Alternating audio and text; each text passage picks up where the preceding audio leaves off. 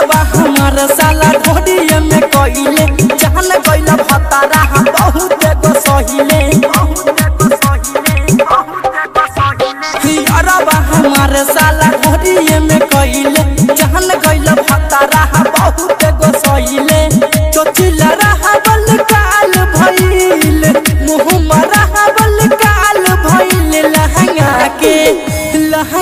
के सिंगनल लाल भइल चोली में पासपोर्ट डहल गइल लहंगा के सिंगनल लाल भइल चोली में पासपोर्ट डहल गइल। अजय एंटरटेनमेंट हमारा साला घोड़िया में कोइले कंचन इब्राहिमपुर घोड़िया में कोइले डहल दहल जीपियास लहंगा के भीतर छूटा नहीं चर सखी रहब पवित्र डहल दहल जीपियास लहंगा के भीतर छूटा नहीं चर सखी रहब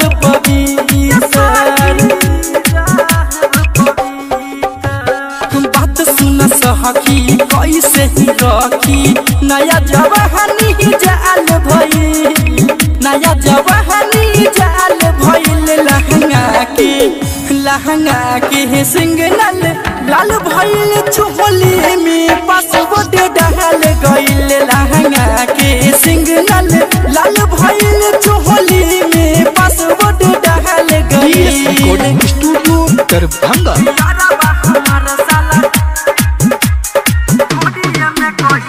कंचन इब्राहिमपुर